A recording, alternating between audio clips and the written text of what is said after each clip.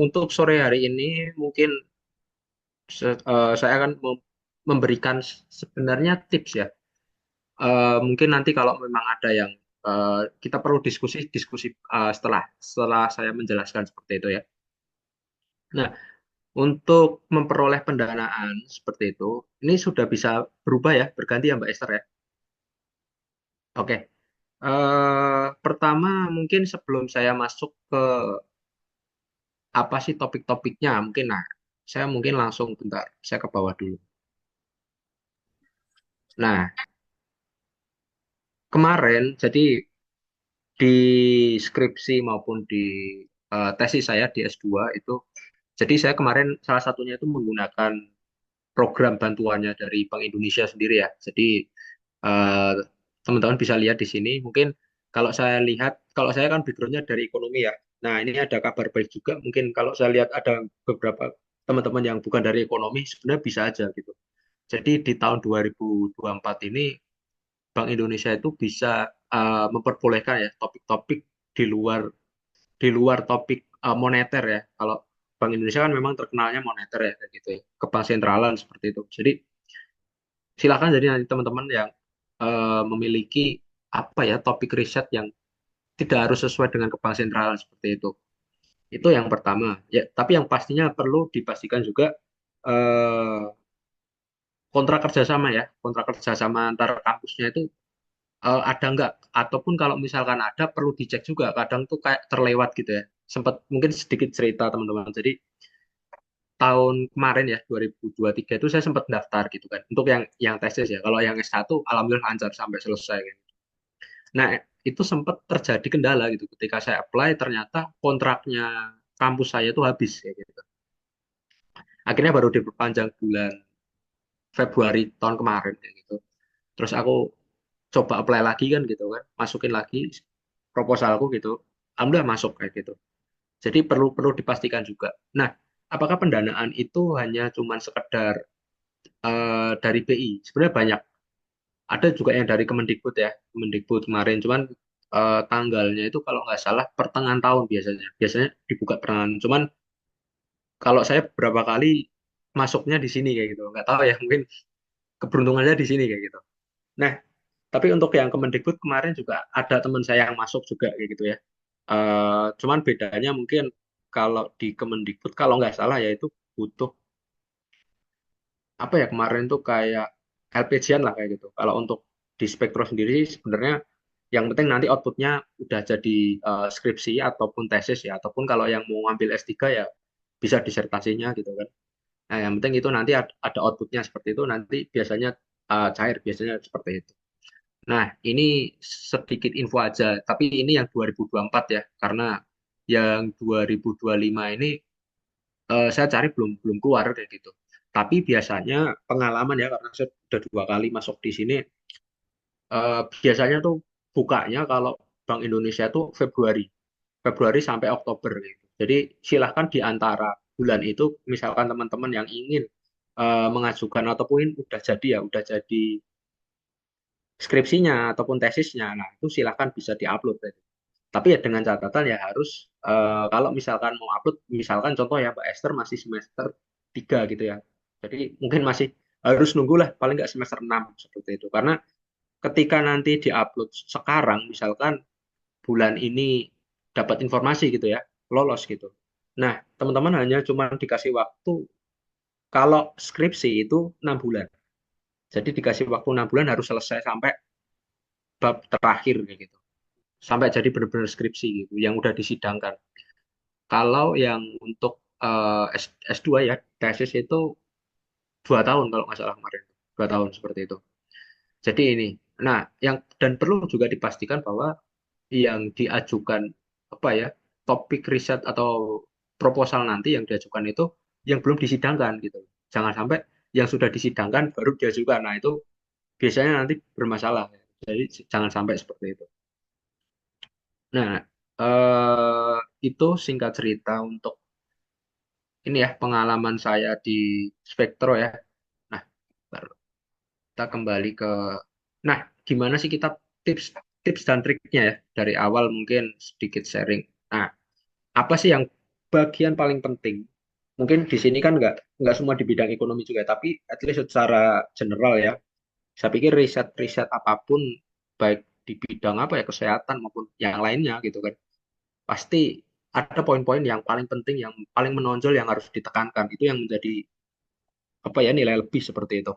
Nah, pertama masalah, jadi gitu ya. Sebelum kita menentukan topik kita itu menarik apa enggak, pastikan itu topiknya itu apa sih, masalah apa ya, bagaimana penentuan topik tugas akhir yang menarik. Nah, menarik ini tuh nanti banyak hal ya. Kita harus nonton masalah yang paling paling krusial sekarang tuh apa sih kayak gitu. Nah, itu. Kalau misalkan nulis terkait yang udah lampau ya, misalkan kayak krisis moneter 9. Nah, itu kan juga udah lama banget ya, kurang kurang kurang relevan, kurang menarik gitu kan. Nah, mungkin bisa kalau misalkan ada yang dari Visipol misalkan ya, misalkan nulis terkait yang lagi panas sekarang tuh apa ya? Konflik eh, mungkin Timur Tengah itu ya, terkait Israel sama Palestina misalkan, misalkan. Jadi itu kan belum, masih hangat kan seperti itu. Jadi isu-isu yang hangat itu yang kita bisa tampilkan. Nanti yang bidang ekonomi apa sih yang menarik? Nah, itu yang memang harus kita baca-baca biasanya dari berita-berita kayak gitu-gitu ya. Nah, memang ide itu dari situ kayak gitu. Kalau bisa dibilang kalau kita ngambil langsung dari jurnal, biasanya ya aku sedikit kasih saran tuh, biasanya pusing tuh biasanya. Karena bahasa jurnal itu kan agak susah ya. Tapi mungkin beberapa, mungkin Bapak Ibu dosen yang eh, di kampus tuh beberapa ngajarinnya kan ya memang paling benar tuh baca dari jurnal itu. Tapi untuk bisa memantik ide atau permasalahan itu kita harus nonton biasanya malah dari kondisi aktual gitu. Yang sekarang terjadi apa sih? Apa yang bisa kita selesaikan dari permasalahan itu gitu. Nah, tentunya pasti bagaimana nanti penulisan metode penelitian yang menarik, terus tentunya bagaimana teknik pengambilan data penelitian ya. Mungkin nanti kita bahas. Nah, mungkin saya kira untuk apa itu skripsi teman-teman juga pasti udah tahu ya, karena di sini kan yang bergabung pastinya mahasiswa ya. Pasti mahasiswa pasti udah tahu lah tugas akhir yang harus diselesaikan kayak gitu ya. Untuk memperoleh gelar sarjana, kalau ya tujuannya untuk menerapkan ilmu pengetahuan ya selama perkuliahan seperti itu. Nah, ini yang tadi mungkin sedikit udah tak jelasin di awal ya, terkait kebaruan, terkini, novelty gitu ya. Nah, paling penting juga adanya keterangan waktu gitu. Jadi keterangan waktu dan tempat itu penting banget. Penting untuk disampaikan juga ya, karena kalau terlalu luas juga itu nanti takutnya terlalu bias. Karena besar banget kan gitu. Akan lebih bagus memang riset itu yang spesifik seperti itu, baik waktu dan tempatnya kan kayak gitu. Ya, tapi memang ada beberapa riset yang memang meminta untuk ini ya, mungkin kayak di tesis saya itu kan panjang gitu kan periodenya. Nah, itu juga bisa juga kayak gitu. Jadi menyesuaikan, tapi at least secara general yang bagus ada di dalam judul atau topik itu adanya keterangan dan waktu dan tempat ya. Terus pastinya unik gitu. Unik yang tadi aku bilang gitu. Uniknya bisa memberikan permasalahan, ini masalahnya apa sih gitu kan. Terus dari masalah ini nanti apa nih penyelesaiannya kayak gitu kan. Untuk bisa menyelesaikan masalah ini kan gitu. Nah, itu yang bisa dibilang menarik gitu kan. Tapi kalau misalkan oke ini masalahnya udah nemu, tapi solusinya belum nemu lah. Nah, itu juga nanti repot juga gitu lah. Pastikan memang sebelum nulis secara utuh gitu ya, pastikan minimal di bayang-bayang teman-teman tuh ada nih flowchartnya mau ke sana nih nanti arahnya. Meskipun nanti di tengah jalan pas diolah datanya kok beda gitu kan. Nah, itu kan baru nanti kita nyari alternatif-alternatif lain seperti itu. Nah, ini elemen kunci ya di dalam penelitian apapun, termasuk ketika mengajukan pendanaan. Aku yakin dimanapun ya, nggak harus di Bank Indonesia. eh, Kemarin juga temanku di Basarnas itu juga menerapkan prinsip ini ya. Paling pertama yang pasti dilihat oleh seorang yang membaca skripsi atau metopel teman-teman itu pertama sih judulnya.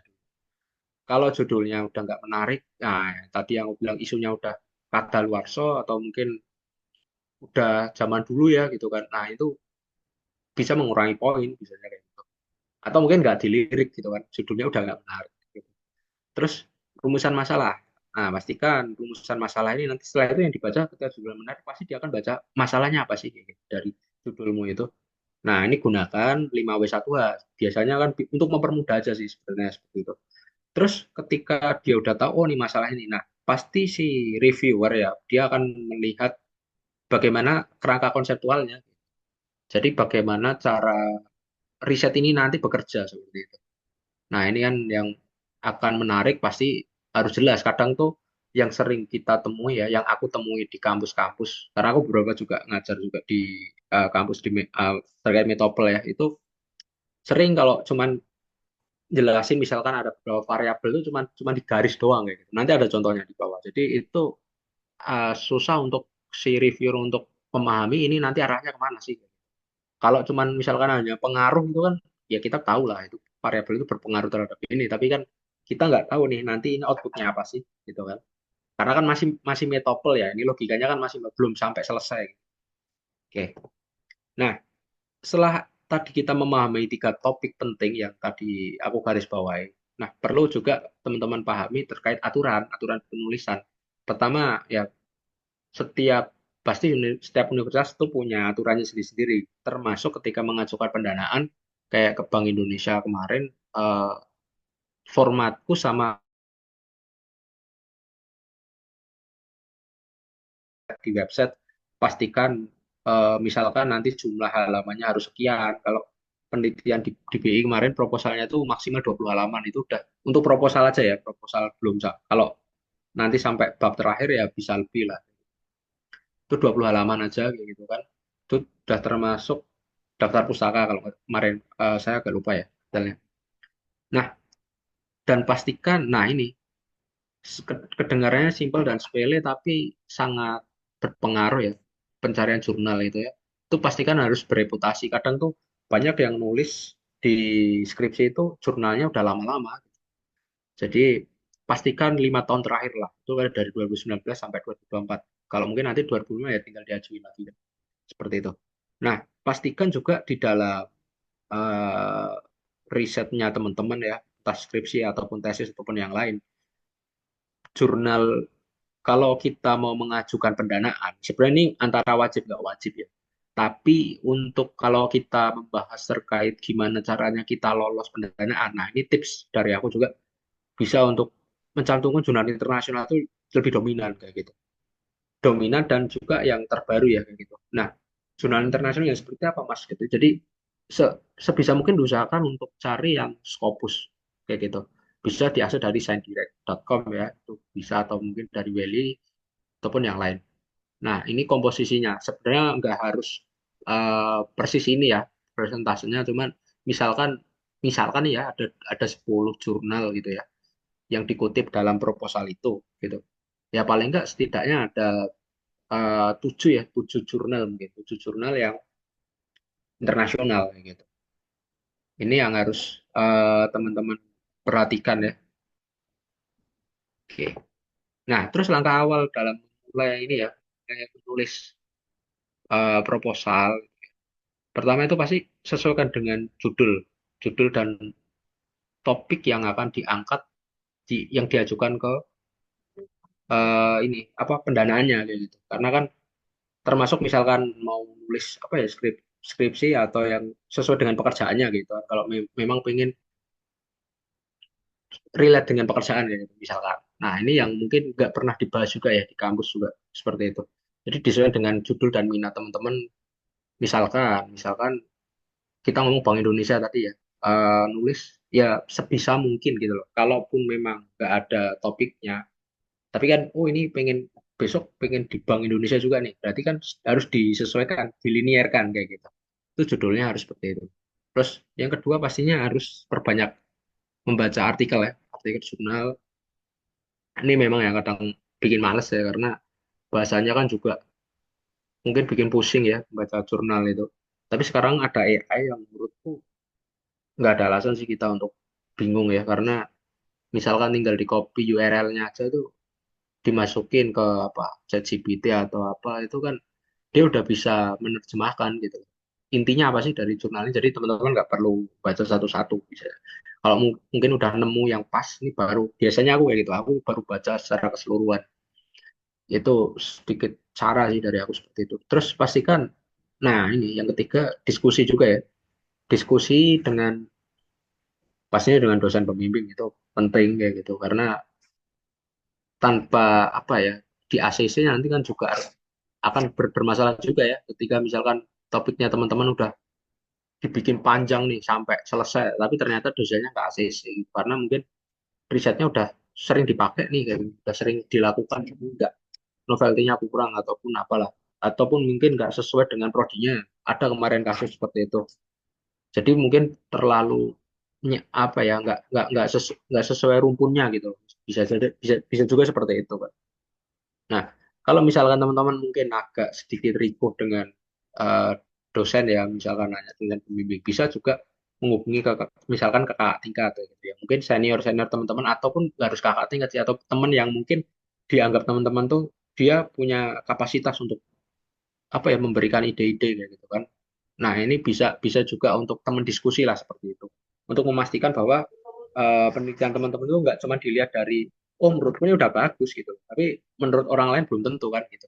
Jadi setidaknya untuk meminta tanggapan bahwa, oh ini menarik nggak sih? Nah, kalau ketika yang baca orang lain itu kan beda ya sama yang kita kerjakan sendiri. Kadang kita ngerjain sendiri, oh udah oke nih, tapi belum tentu menurut orang lain oke kan gitu.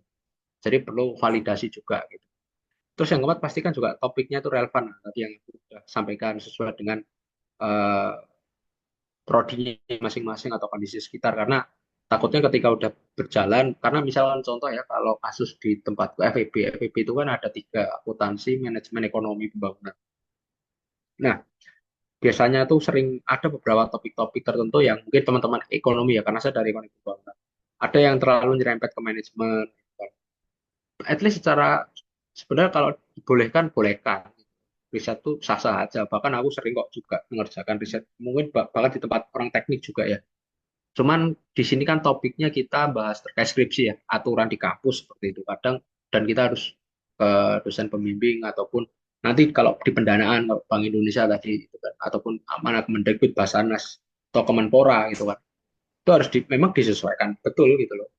Kalau memang di pendanaan itu udah menyebutkan topik ini, dan perlu juga sih teman-teman nanti konsul konsul ke dosen pembimbingnya gitu. Pak, saya mau topik ini seperti itu. Ini sesuai dengan permintaan dari misalnya Kemenpora gitu.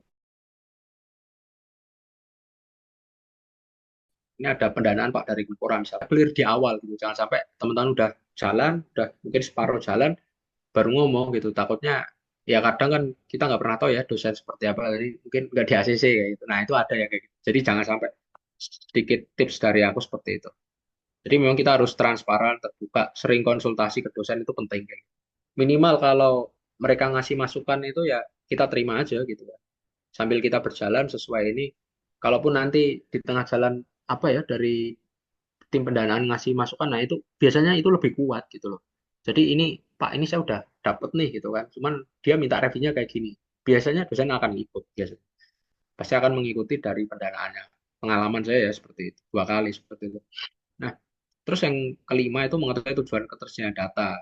Jangan sampai ketika udah jalan, udah sampai metopel ya, datanya nggak ada gitu kan. Ataupun misalkan menggunakan data primer terlalu luas gitu, atau terlalu, wah ini butuh karena kan butuh uang juga ya ketika menggunakan data primer, butuh waktu juga. Sedangkan kita cuma dikasih waktu kalau skripsi cuma 6 bulan. Jadi sangat perlu diperhatikan betul terkait ketersediaan data ini. Nah, ini mungkin kalau aku bisa dibilang malah ketika udah nemukan tadi ya tiga topik yang mungkin flashback kembali ke sebelumnya itu.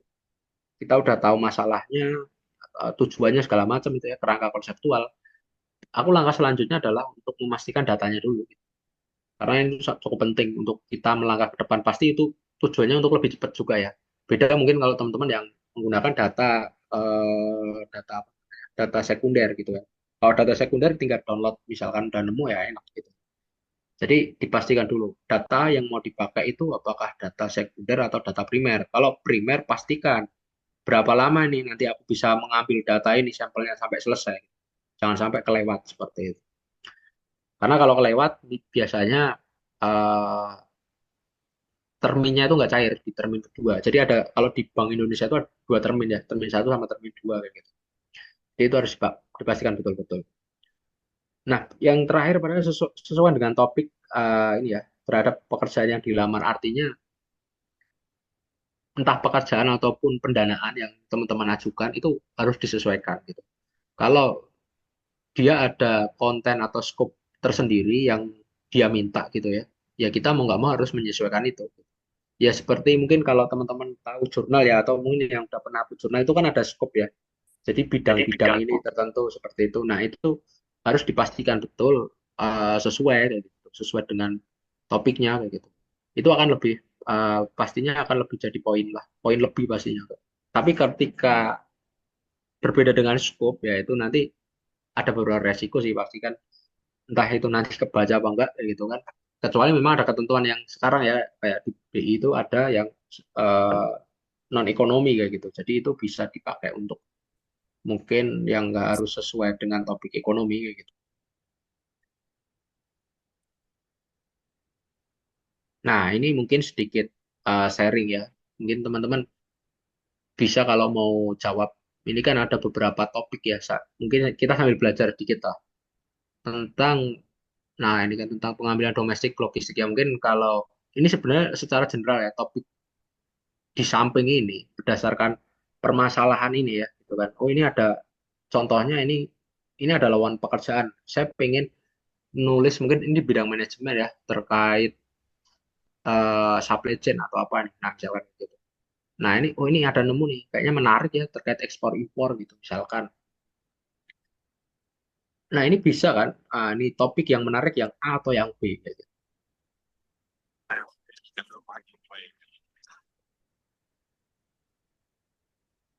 Kita lihat ya. Jadi pastikan ketika apa ya memilih topik itu harus jelas dan spesifik yang kembali lagi yang di awal gitu ya. Sesuai ada ininya tempatnya. Nah, ini mungkin pembahasannya seperti ini.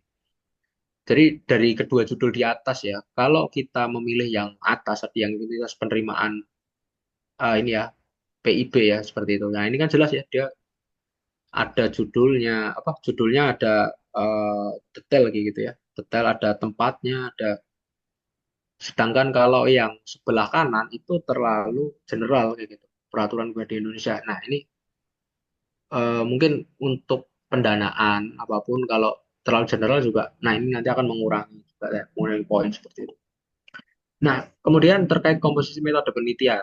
Nah ini yang biasanya diajukan di pendanaan itu teman-teman jadi nggak usah khawatir sampai skripsi selesai ataupun tesis selesai ya. Jadi biasanya itu mereka tuh cuman sampai minta di bab 3 gitu.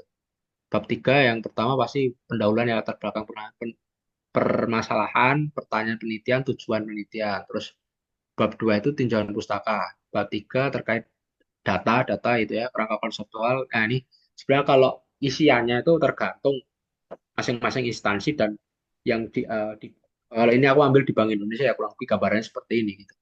Terus pastikan juga meskipun masih dalam bentuk metopel ya, tetap teman-teman harus menampilkan referensi ya daftar pustaka itu penting. Kalau lampiran sifatnya opsional, jadi nggak perlu perlu nggak sih kita karena kan kita belum ini ya sampai ngolah data seperti itu kan. Nah, ini sifatnya opsional lah. Kecuali mungkin yang ada yang menggunakan data primer kayak gitu. Sorry, data sekunder mungkin yang terlalu panjang bisalah dimasukkan seperti itu atau mungkin gambar-gambar hasil kalau survei kan belum ya kalau primer mungkin nanti nanti di apa di akhir gitu ya. Oke. Ini kurang lebih komposisinya seperti inilah, jadi ini yang paling penting untuk diajukan yang dilihat di awal itu seperti ini. Nah bagaimana penulisan ini ya metode penelitian yang menarik. Oke, penulisan ini pastinya harus tadi ya kembali lagi saya tekankan bahwa kita harus cari topik-topik yang relevan, mempunyai apa ya lagi hangat, bisa berdampak buat banyak orang kayak gitu. Nah, ini topik-topik yang mungkin belum bisa terpecahkan misalkan itu akan lebih menarik daripada topik yang mungkin sudah banyak ya. Tapi meskipun begini ya, deskripsi itu kan kan kita nggak mencari hal yang baru beda kayak mungkin di tesis atau disertasi ya apalagi disertasi gitu kan itu harus memunculkan teori baru tapi kalau di skripsi sebenarnya kan ini udah ada contoh gitu kan mungkin caranya apa ya risetnya gambarannya seperti ini tinggal ini bisa nggak nih diimplementasikan di tempat ini gitu kan misalkan di tempat A gitu kan. Pastikan, tapi itu harus dicari apakah itu menarik nggak sih, relevan nggak nih dengan kondisi sekarang gitu kan. Takutnya itu penelitian tahun 90-an kamu bawa ke sekarang gitu kan.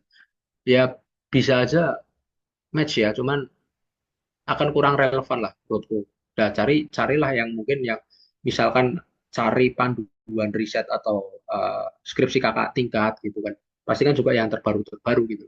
Jangan ambil yang mungkin udah lama karena mungkin topik-topiknya juga udah ini ya kurang pas kayak gitu. Terus aktual. Pastikan ya masalah tersebut menjadi perhatian publik ya. Itu harus harus sih kalau menurutku ya. Karena itu untuk menarik kan. Pastinya inovatif, terus jelas dan terstruktur gitu ya. Nah, ini harus meskipun teman-teman udah menemukan permasalahan, tapi ketika teman-teman nggak bisa menjelaskan secara baik, itu juga akan jadi orang juga bingung kan, yang kamu maksud tuh gimana sih kayak gitu. Nah, itu harus diperhatikan. Memang harus mulai menulis itu nggak bisa apa ya, nggak bisa sehari langsung jadi kayak gitu. Bahkan mungkin aku nulis misalkan ya aku nulis latar belakang aja itu mungkin bisa seminggu gitu loh. Kalau yang bener-bener deep banget ya gitu ya. Kadang tuh dari nulis selesai kan, cuma 2 halaman, 3 halaman, tapi ternyata kok kayaknya kurang menarik ya, diganti lagi seperti itu. Nah itu memang butuh butuh. Jadi nggak usah khawatir teman-teman ketika kok mengajukan ke dosen tiba-tiba direvisi gitu kan. Nah itu nggak masalah karena menurut menurut beliau juga belum pas gitu kan. Kurang masih ada yang ganjel. Biasanya makanya penting kita untuk ngasih ke orang lain tujuannya apa? Untuk melihat tulisan kita itu udah menarik nggak sih gitu kan. Menurut kita udah menarik gitu. Udah tak saya ini udah selesai 2 hari. Tapi ternyata menurut orang lain, oh ini kurang kurang ini bagian ini. Nah, itu bisa jadi masukan kan. Bisa jadi masukan untuk menyempurnakan ide kita gitu kan. Terus pastinya mengandung celah penelitian, gap riset ya, gap riset ini yang apa ya? Jadi harus ditonjolkan. Jadi kalau di dalam apa sih yang menjadi pembeda sih gitu kan? Apa sih yang jadi fokus utamanya nih gitu kan? Permasalahannya apa sih? Gap risetnya mengisi kekosongan. Nah ini perlu kalau aku saranku perlu di apa ya? Ditebelin lah gitu kan, ditebelin gitu kan. Itu supaya apa? Ketika nanti orang baca penelitiannya teman-teman, oh tahu nih gap risetnya ini dari permasalahan ini, metodenya ini, keterbaruannya ini nih. Gitu. Oke. Nah, ini mungkin sedikit ke flashback ke latar belakang ya. Pastikan ketika menulis latar belakang itu tetapkan konteks mulai dari memberikan informasi yang umum. Jadi yang atas tuh sebisa mungkin apa ya umum, tapi umum dalam arti itu bukan ini ya terlalu umum banget, tapi mungkin lebih apa ya menendang gitu loh. Nanti ada contohnya lah. Terus ke bawah itu mengkerucut sampai di titik ya tadi aku bilang gap risetnya. Jadi gap risetnya itu disampaikan aja di latar belakang dari temuan permasalahan ini, temuannya seperti ini, metodenya seperti ini, keterbaruannya seperti ini. Nah, kurang lebih gambarannya kayak gitu. Nah, ini yang kedua pasti kesenjangan ya, sesuatu perbedaannya state of art atau tadi ya gap risetnya juga. Sajikan pertanyaan penelitian. Nah, bagaimana cara menjawab permasalahan dengan penelitian yang dilakukan. Terus yang keempat, kronologis menekankan kemajuan di lapangan. Artinya tidak hanya cuman kita nampilin apa ya, eh, penting sih memang di latar belakang itu kita tampilkan data-data misalkan misalkan kalau ekonomi itu kita ngomong misalkan ya IPM gitu kan tampilin aja tapi kemajuannya di lapangan kenapa toh misalkan contoh ya kemarin ini contoh ya Jogja contohnya Jogja itu unik gitu uniknya kenapa misalkan eh, termasuk indeks kebahagiaannya tinggi itu karena IPM-nya aja kita bisa dibilang kan hampir sama dengan ini kan nasional peringkat 2 ya kalau nggak salah saya nggak lupa datanya mungkin kalau nanti saya tolong di cross check. Tapi dari segi otomatis kan secara tingkat kebahagiaan segala macam kesehatan itu pendidikannya bagus kan. Tapi kenapa kok UMR-nya paling rendah di Pulau Jawa? Nah, itu kan menjadi hal yang menarik kan itu kan. Nah, itu contoh yang bisa kita teliti lebih lanjut kenapa bisa kayak gitu. Nah, mungkin kalau teman-teman di daerah lain bisa lah ambil gap-gap seperti itu, contohnya seperti itu. Oke, nah penulisan awal latar belakang yang menarik. Nah, ini ada 2 contoh ya karena begini. Kalau nulis yang mungkin yang kiri ya, yang warna merah itu kan dia langsung ini ya penerama teknologi sudah buatan dan ini menarik dalam konteks pembayaran. Nah ini kan dia lebih memang secara ini lebih spesifik ya daripada ketika teman-teman memilih yang B gitu kan. Yang B itu kan kebanyakan ada suatu sistem, nah itu kan pengertian gitu loh. Jadi sebisa mungkin di awalan judul latar belakang itu jangan sampai terlalu pengertian gitu. Kadang kan ya udah pengertian dari buku, misalkan dari bukunya siapa A, B, C atau mungkin dari Todaro kita ambil masukkan ke pengertian ini. Nah, itu kan nggak benar. Jadi lebih ke arah langsung nembak aja nih gitu loh. AI sebenarnya ini ya, AI berpotensi meningkatkan efisiensi dan akurasi proses pemeriksaan barang. Ini kan kalau aku relatekan ke tadi ya topik permasalahan yang ekspor impor tadi itu. Nah, ini kan dia langsung spesifik nih kalau AI ini bisa mengidentifikasi resiko penyelundupan. Nah, ini kan orang jadi kepo ya. Oh, bisa ya sekarang ternyata pakai AI untuk ngecek penyelundupan gitu kan. Misalkan ini bisa apa ya meningkatkan orang untuk membaca lebih lanjut. Tapi kalau judul latar belakang aja awalannya udah bosenin gitu kan, pasti ke bawah dia nggak akan baca. Seperti itu.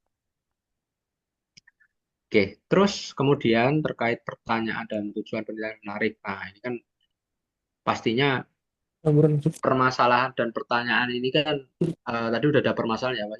Harus berkorelasi sama. Ya. Nah, ini kan ada contoh dua ya, untuk A sama B kayak gitu kan. Apa yang paling menarik kayak gitu. Nah, ini oke, mungkin lanjut aja ya. Oke, tinjauan pustaka. Nah, tinjauan pustaka biasanya ini di bab 2 gitu.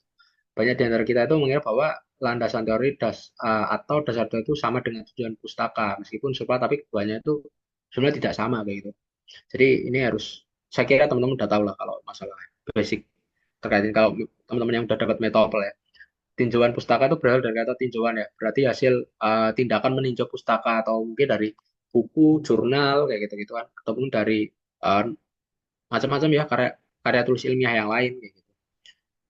Terus, nah ini pastikan ketika mengambil sumber jurnal ini tadi yang aku udah bilang selalu tekankan karena meskipun misalkan ya, misalkan teorinya itu udah dari lama gitu, misalkan teorinya Todaro itu dari 2008 misalkan, atau mungkin dari tahun berapa, 90-an. Nah, ambil teman-teman cari, berusaha cari untuk eh, mengutipnya itu dari jurnal yang terbaru gitu. Atau mungkin dari buku edisi revisi yang terbaru gitu kan ada kan. Nah, jadi yang diambil itu yang terbaru, meskipun itu nanti kutipan. Jadi ketika dikutip di daftar pustaka, meskipun itu teorinya lama ya, tapi sumbernya itu sumber baru. Nah, itu sedikit tips saja. Jadi itu untuk meningkatkan. Takutnya kalau biasanya kan rata-rata mas ini terlalu apa ya lama ini kan. Ininya. Nah, cari makanya di jurnal yang sekarang kan gampang lah ya cari. Bahkan di internet dipakai AI pun juga muncul gitu loh. Cari jurnal ini terkait topik ini gitu.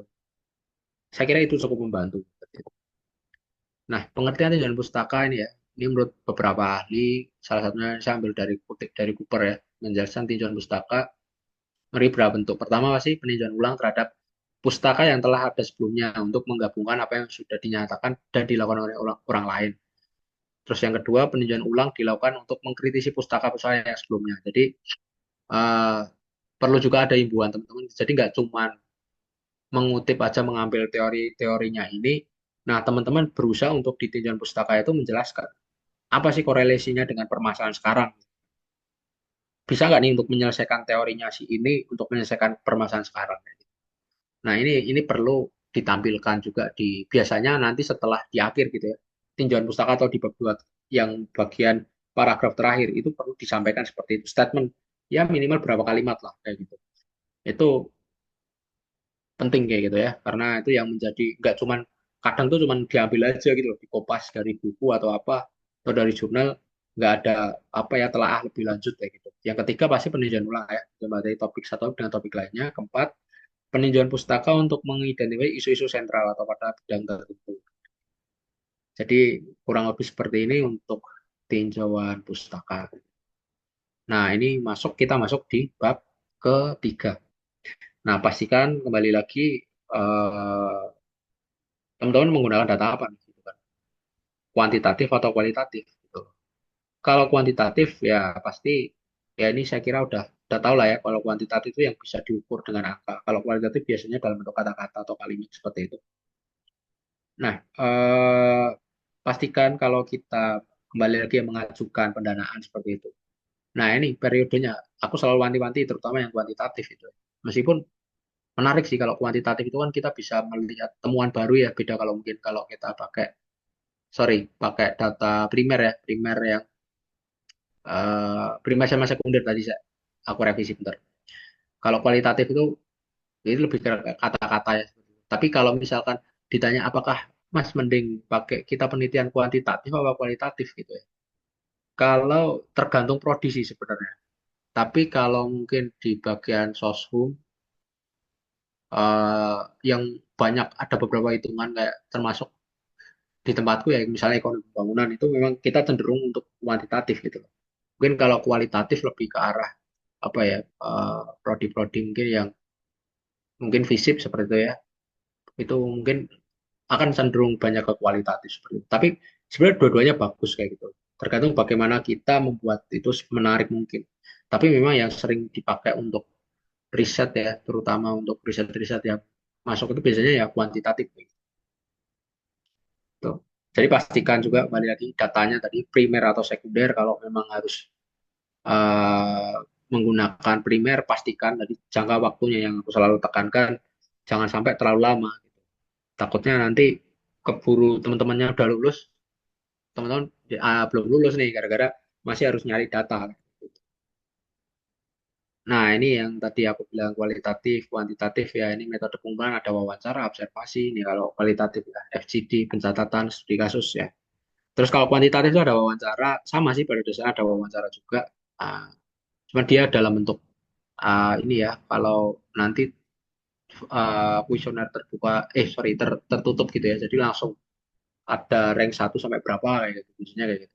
Kuesionernya gitu kan. Terus review dokumen data statistik, data set statistik gitu ya. Misalkan teman-teman ambil dari BPS atau dari kementerian mana, pertanian atau apa dan sebagainya. Seperti itu. Ini kalau di ekonomi ya.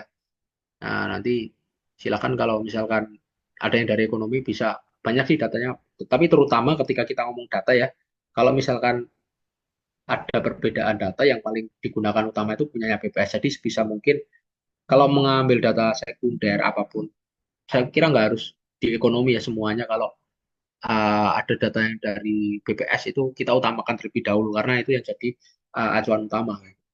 Meskipun nanti butuh data-data lain untuk membackup silahkan. Jadi teman-teman diperbolehkan seperti itu. Nah ini untuk alat analisis sendiri kalau di saya di tempat saya di ekonomi ya pasti teman-teman familiar dengan SPSS lah ya. Terus ada RStudio, mungkin ada uh, Evius segala macam ya seperti itu. Microsoft Excel pasti kan kita pakai. Kalau kualitatif NVivo, Atlas. Nah ini kalau saya terus terang kalau untuk kualitatif jarang pakai. Jadi mungkin seperti itu ya. Kalau yang aku pernah baca itu bisa menggunakan NVivo atau Atlas ataupun yang lain. Semua masih banyak di alat-alat seperti itu. Nah ini yang masuk ke penulisan ya, kerangka pemikiran konseptual yang baik gitu kan. Nah yang tadi aku sampaikan ke teman-teman,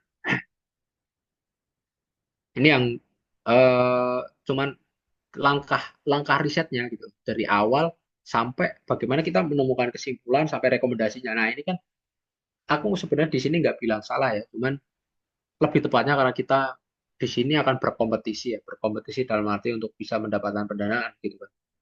Kalau cuman menggunakan biasanya sering dipakai itu yang sebelah kiri tuh. Nah, variabel-variabel terhadap ini.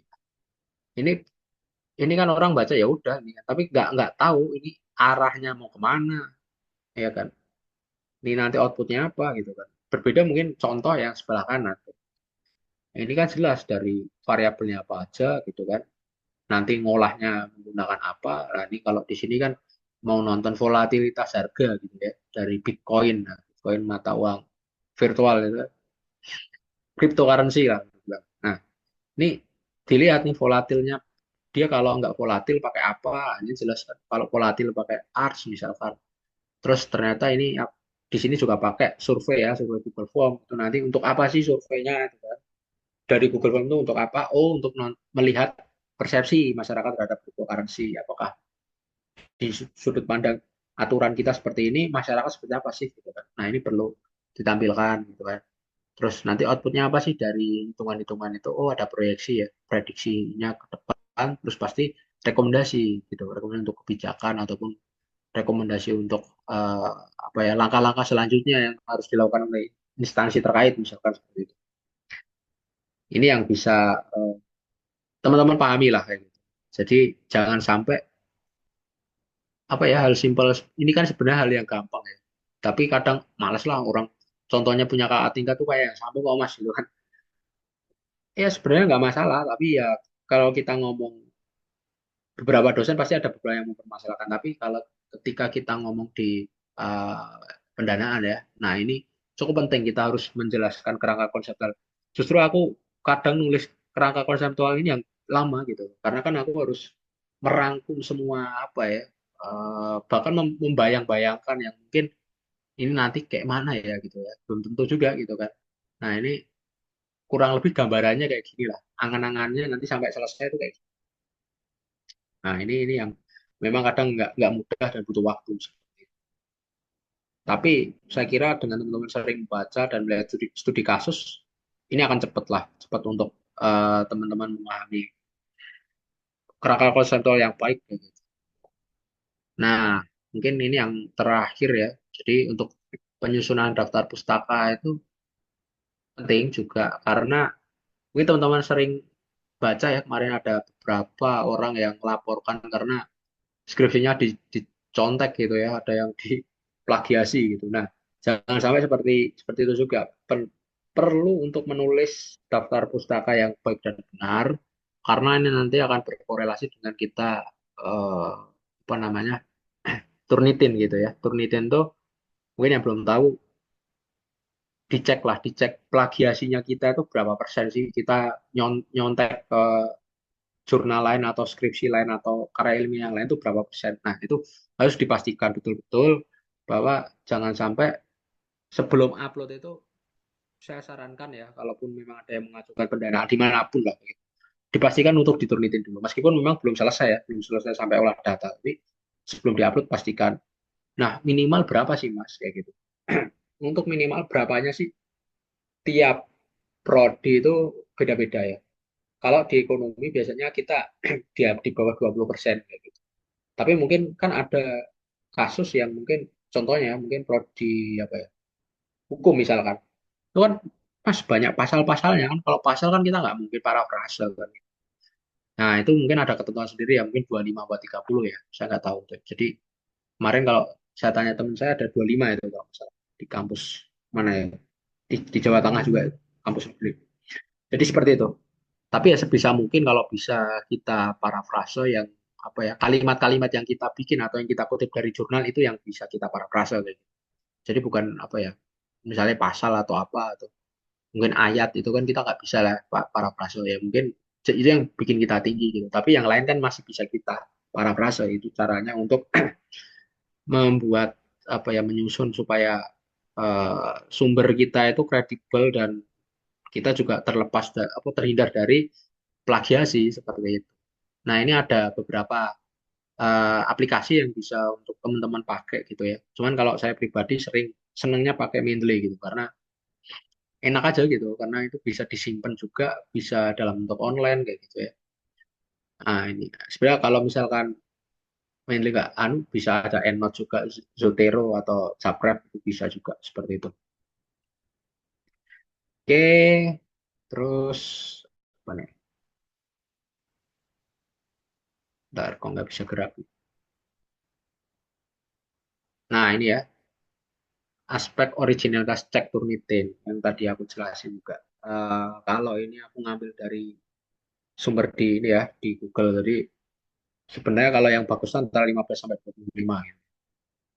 Syukur malah di bawah 15% itu lebih lebih novelty-nya pasti tinggi kan. Nah, ini karena ada beberapa yang memang minta tapi kalau di pendanaan jarang sih. Dia jarang untuk minta turnitinya berapa, biasanya nggak ada. Tapi menurutku itu kesadaran dari teman-teman aja gitu. Tapi kalau untuk teman-teman yang mau nulis jurnal, nah itu biasanya ada gitu. Bahkan ada yang kayak di Scopus itu dituntut untuk mungkin di bawah, ada yang 10% kayak gitu.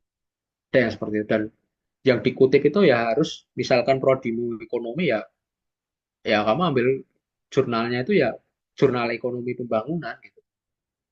Nggak bisa kamu misalkan ambil, ada yang kayak gitu aturannya. Jadi perlu memang dicermati betul-betul aturan-aturan setiap penulisan ya.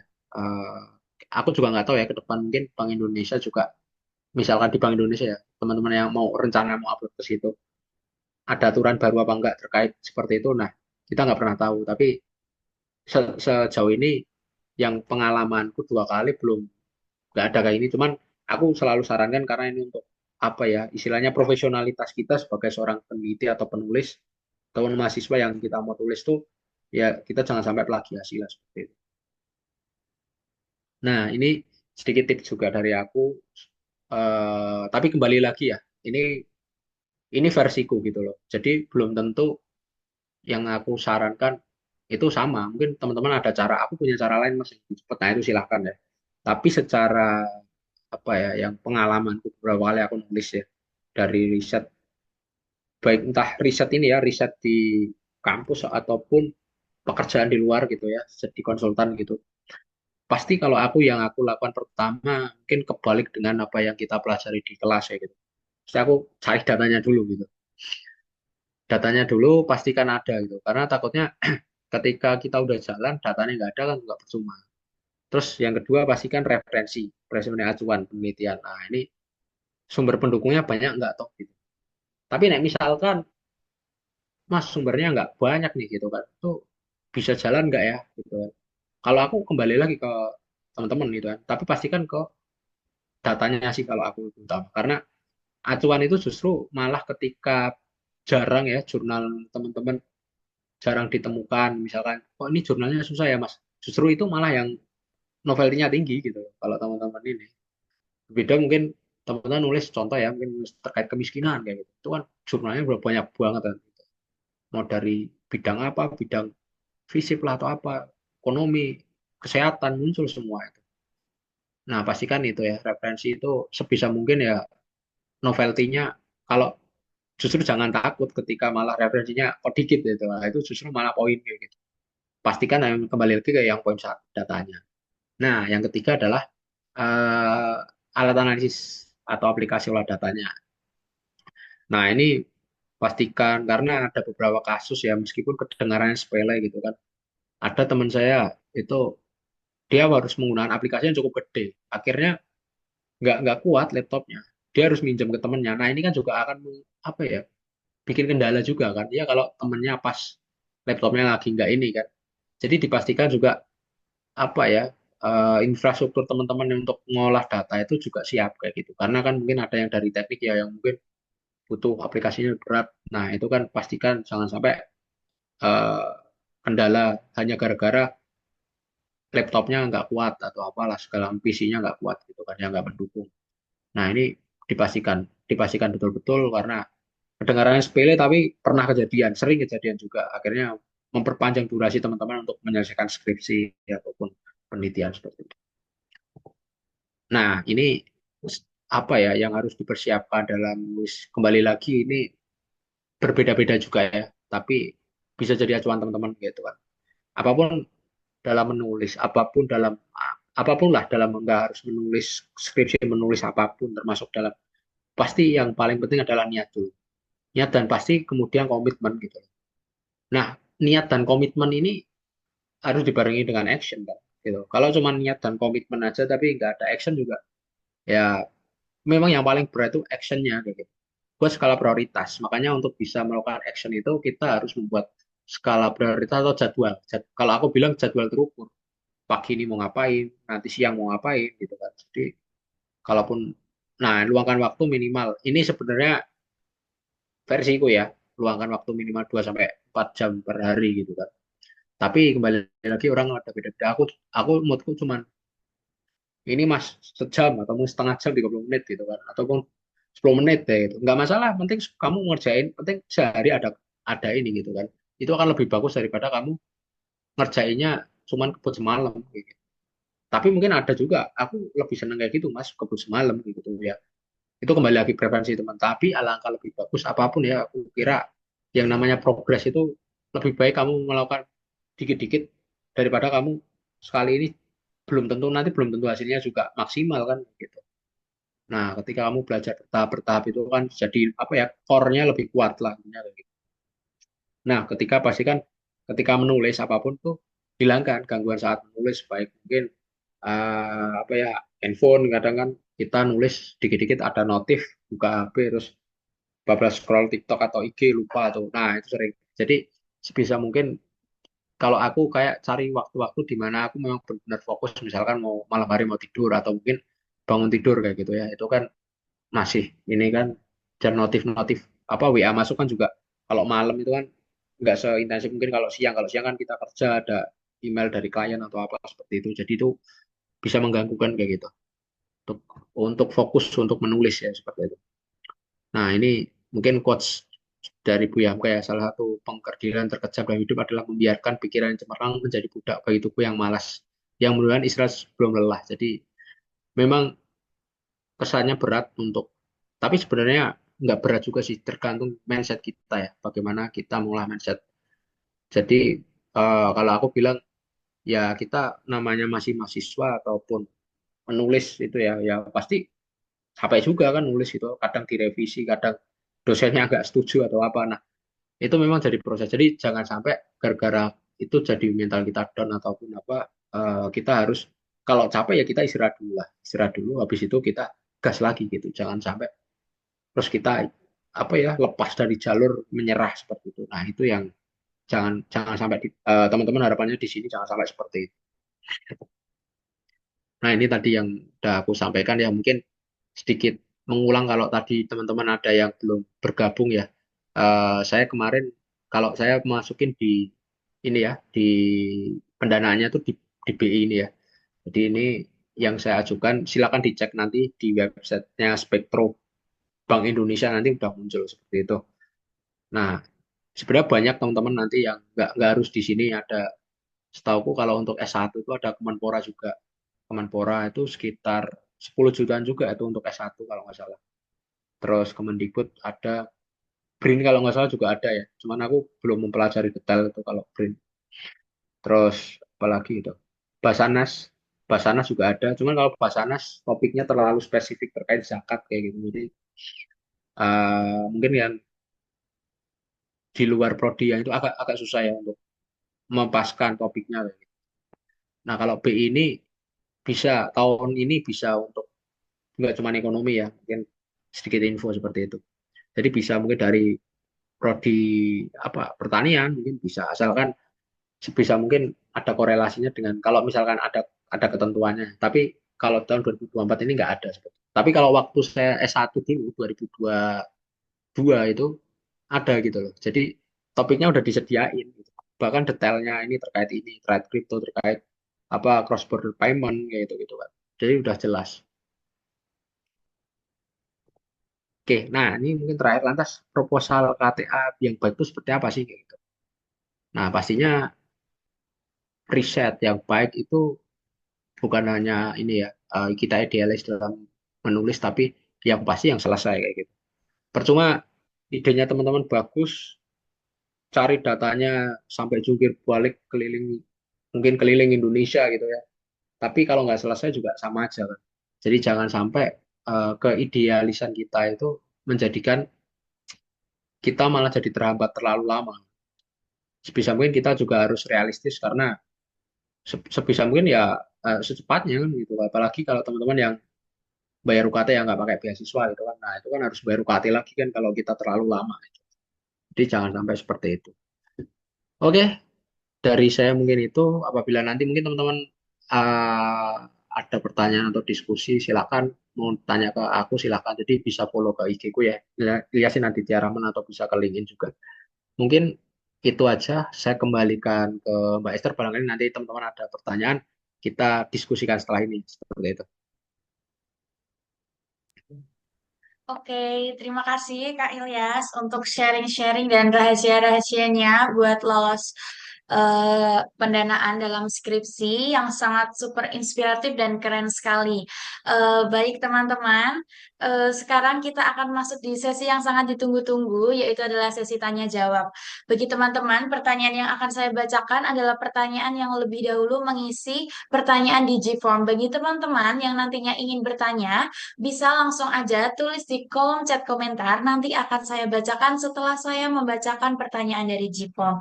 Dan untuk pertanyaannya, saya akan membacakan 3 pertanyaan dahulu, lalu akan dijawab oleh Kak Ilyas. Oke, untuk pertanyaan-pertanyaan pertama dari Kak Filia Immanuela Putri, bagaimana agar skripsi didanai puluhan juta? Dan pertanyaan yang kedua dari Kak Lia Dewi Lestari, bagaimana cara mengoptimalkan skripsi agar bisa lolos pendanaan?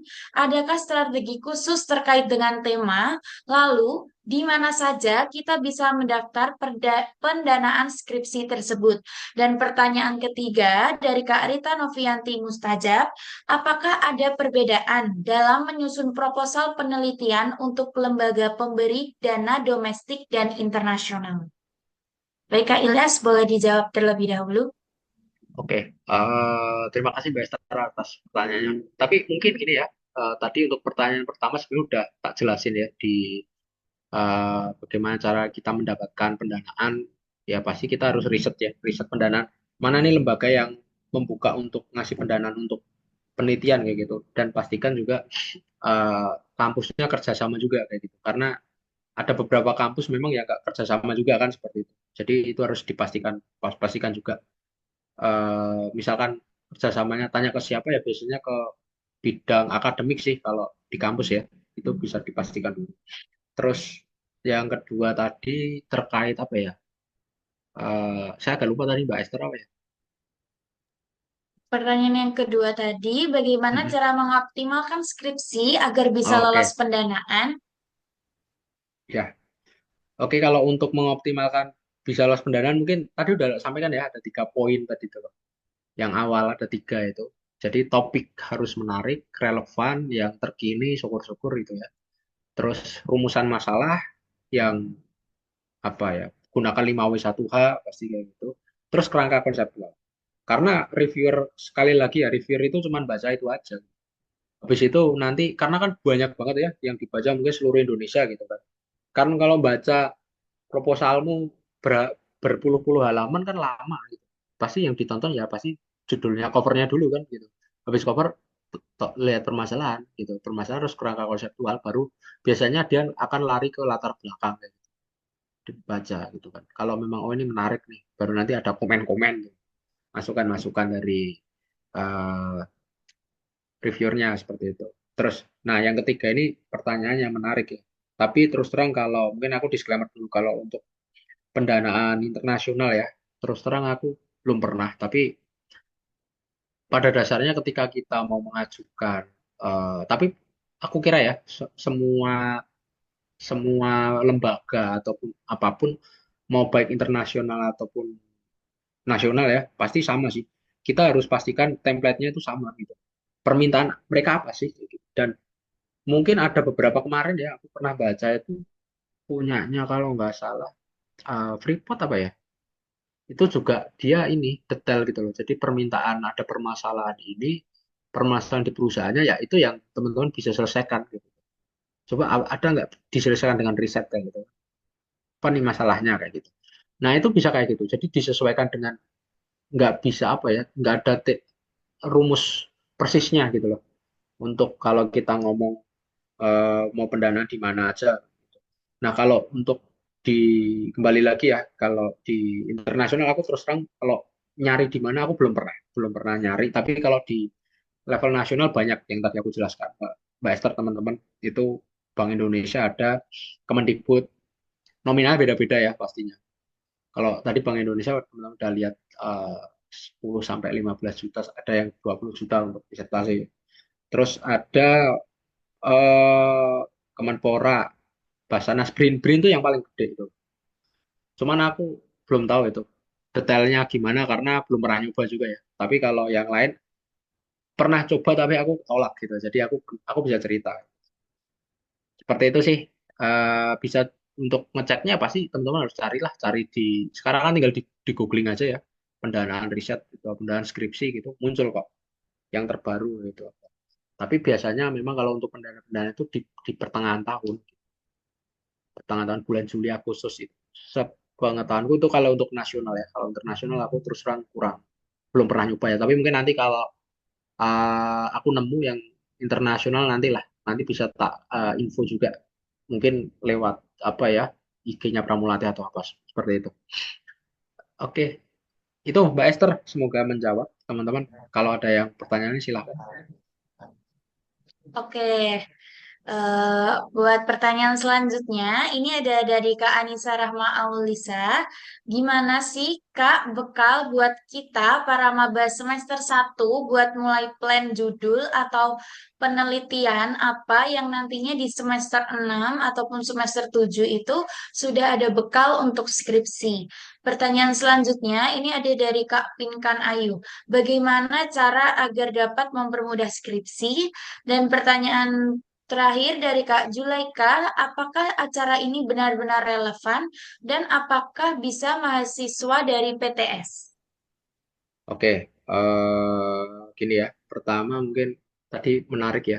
Aku mungkin apresiasi dulu ya, yang masih semester satu mungkin udah mempersiapkan dari sekarang, udah sebenarnya nggak salah gitu loh. Semakin cepat semakin bagus kan gitu kan. Nah, apa yang perlu dilakukan pertama, karena mungkin kalau kita ngomong masih semester satu ya, itu kan masih basic banget, bahkan mungkin dasar-dasarnya kan juga metopel itu biasanya baru dapat di semester 4 5. Nah, ya, seperti itu. Tapi apa sih yang bisa kita lakukan? Ya, teman-teman mungkin saranku bisa baca-baca dulu kayak skripsinya kakak tingkat kayak gitu. Itu nanti bisa jadi gambaran buat teman-teman. Oh, skripsi itu kayak gini toh, nulis skripsi. Kalau misalkan aku ngomong ke jurnal ya, itu kayaknya terlalu cepat karena susah juga. Tapi kalau mau baca silahkan, itu akan lebih bagus kayak gitu. Jadi misalkan kayak Mbak Esther ini kan masih semester 3 ya Mbak Esther ya. Nah ini kan bisa baca-baca punyanya kakak tingkat, bisa jadi referensi lah seperti itu. Oh nulisnya kayak gini gitu. Nah itu akan mempermudah nanti ketika semester, nggak harus semester 6 sih, syukur-syukur nanti udah dapat metopel itu biasanya udah cepat. Karena kan kalau biasanya ya, biasanya orang udah bisa mulai nyicil nulis itu semester 4 gitu. Karena kan kalau udah semester 4 itu kan udah beberapa teori-teori udah masuk ya, basic-basic. Mungkin kalau di ekonomi udah makro, mikro udah dapet ya gitu ya. Terus apa ya, beberapa mata kuliah yang relevan atau yang pengen kita tulis udah ada lah beberapa. Tinggal nanti memperkuat di di semester 4 5 itu kayak olah data semacam seperti itu. Itu akan sangat membantu. Terus yang kedua tadi apa ya, terkait, aku agak lupa yang kedua tadi itu. Bagaimana cara Ah, dapat mempermudah skripsi? mempermudah. Mempermudah itu dia dibikin mudah aja sih Mbak. Kalau itu nggak ada yang bikin susah, itu kan diri kita sendiri sebenarnya. Bukan, kadang tuh terlalu apa ya, kembali lagi aku ngomong. Banyak yang terlalu idealis. Aku bisa kok nyelesain pakai data sekunder gitu kan. Kalau bisa desain dengan data sekunder, ngapain harus data primer? Itu kan jangka waktu kan. Tapi kalau memang harus terpaksa itu ya nggak masalah. Itu kan lebih bagus. Tapi ya kembali lagi, uh, hilangkan apa ya, cari yang mudah juga gitu. Kalau aku prinsipnya selesai tadi Mbak, gitu kan. Tapi misalkan ya pasti kita harus ada novelty segala macam ya. Yang kalau kita kan ngomongnya kompetisi nih, kalau cuman skripsi doang gitu ya, teman-teman cuman pengen ngejar lulus gitu ya. Saranku ya nggak usah yang terlalu susah-susah lah. Cari yang mungkin regresi sederhana gitu gitu. Itu akan lebih cepat juga gitu. Cuman kan ya mungkin kurang nendang juga ya kalau kita skripsinya terlalu sederhana. Ya itu kembali lagi pilihannya teman-teman. Jadi yang membuat susah atau mudah skripsi itu ya kembali lagi teman-teman. Mungkin termasuk dosen pembimbing ya. Kadang kalau mungkin apes dapat dosen pembimbing yang nggak enak juga berpengaruh gitu. Tapi sebenarnya itu faktor eksternal yang bisa kita lawan sih, asalkan kita komunikasinya baik. Karena kemarin ada beberapa pertanyaan itu yang kayak gitu juga. Mas ini dosenku susah gitu, ada yang tanya.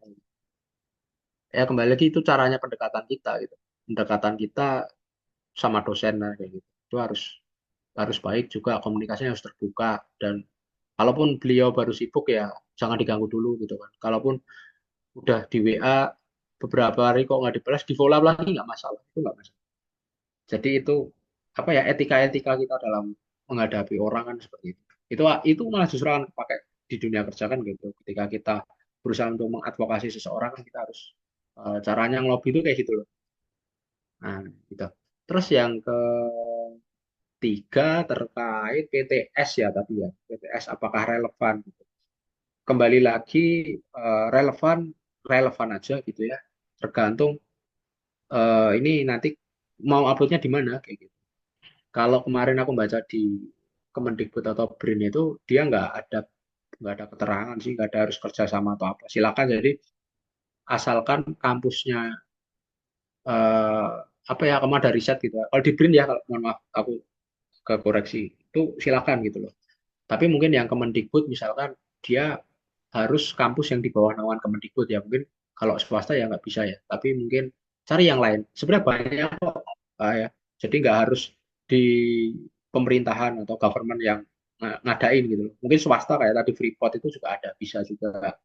Nah, itu cari-carilah gitu kan. Banyak sebenarnya. Cuman memang yang sering muncul itu memang kalau pendanaan-pendanaan riset itu ya biasanya dari pemerintahan seperti itu kan.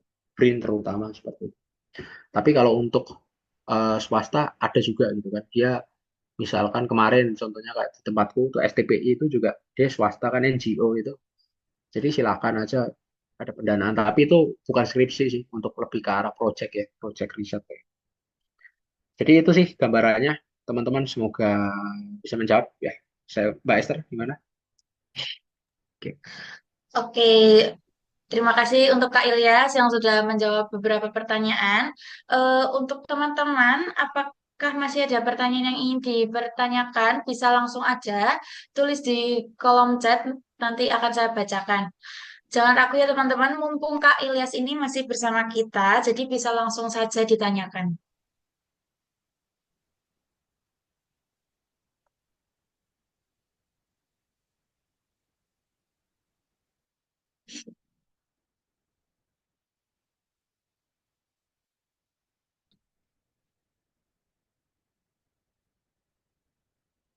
Apakah teman-teman sudah cukup dalam bertanya? Mungkin ini Kak Ilyas menjelaskannya sudah sangat rinci ya, jadi teman-teman ini sulit mau bertanya apa, jadi bingung ini mau tanya apa. Jadi tidak ada yang mau ditanyakan sepertinya. Ini antara udah paham atau bingung itu beda, Mbak. Iya. Oke, ya sebenarnya sih intinya apa ya, sambil kita nunggu ya, kalau ada yang bertanya silahkan nanti dipotong. Yang paling penting teman-teman, aku apresiasi betul teman-teman yang hadir pada Zoom sore ini, karena mungkin di tengah libur ya, libur malah mikir skripsi, nyari pendanaan, itu aku sangat apresiasi betul gitu kan. Karena mungkin ada yang ngejar harus selesai ini kan gitu. Memang yang namanya berjuang ya seperti itu ya, kita harus nyuri start itu penting kayak gitu kan. Secepat mungkin kayak gitu kan. Karena biar kita nggak bayar semesteran juga. Nah, itu kan, dan lain-lain lah gitu. Nanti bisa lulus lebih cepat juga lebih bagus kan gitu. Nah, itu eh, aku apresiasi betul gitu teman-teman yang mau belajar. Mungkin ini yang aku sharing sekarang mungkin nggak begitu banyak ya, tapi setidaknya memberikan arahan lah, setidaknya memberikan sudut pandang baru gitu buat teman-teman, supaya nanti arahnya seperti ini sih gitu mulai-mulainya. Jadi bisa bisa dengan caraku, ataupun mungkin kalau yang ada udah ada tips dan trik yang lain silakan gitu. Tidak membatasi hanya dengan satu cara. Seperti itu aja Mbak Esther dari aku. Oke, sepertinya sudah tidak ada lagi teman-teman yang bertanya. Baik, untuk teman-teman sesi tanya jawab ini sudah selesai. Terima kasih kepada teman-teman yang telah berpartisipasi pada webinar sore kali ini. Apabila boleh menyimpulkan, untuk teman-teman yang sedang membuat atau sedang merencanakan untuk skripsi ataupun tesis dan ingin mengajukan pendanaan, ada beberapa hal yang harus diperhatikan agar bisa lolos.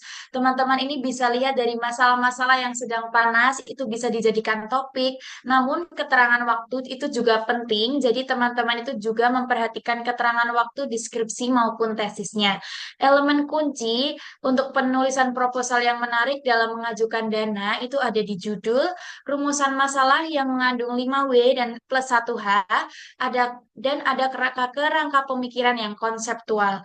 Teman-teman juga harus memahami pemahaman aturan penulisan ini mulai dari penentuan jurnal.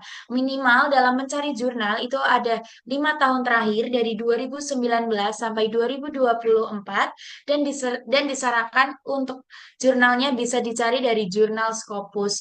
Dari Kak Ilya sendiri ada 6 langkah untuk memulai tugas akhir yang harus teman-teman perhatikan yang sudah dijelaskan dalam Kak Iles tadi dalam webinar.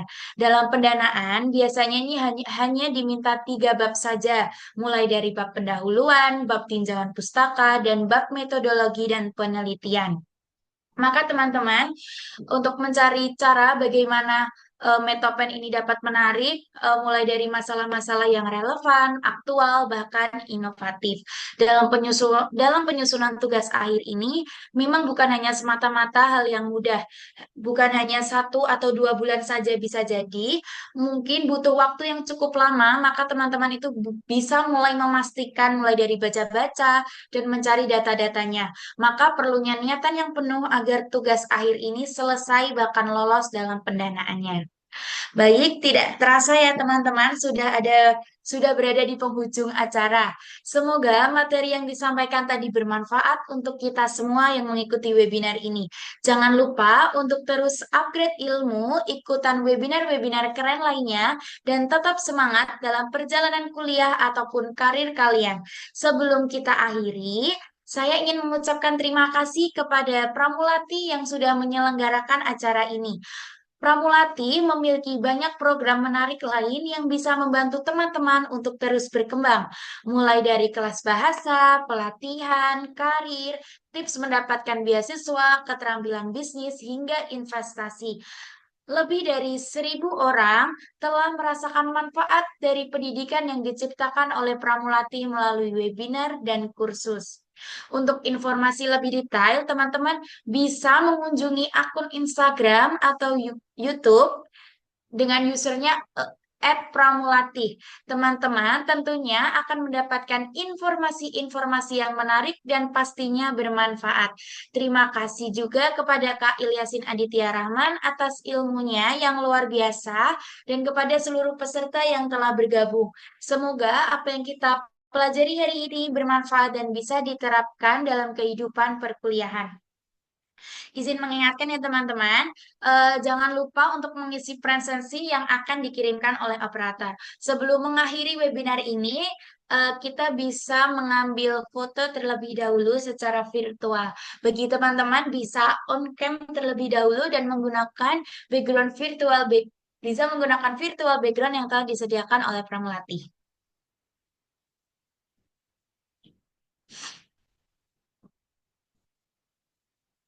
Oke.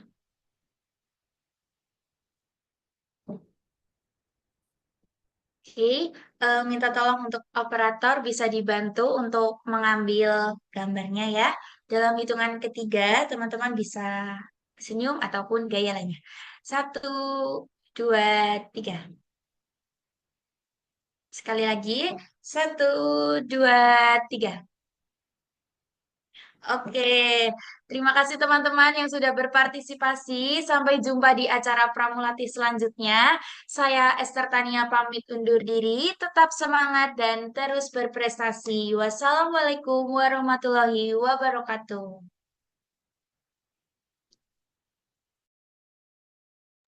Terima kasih.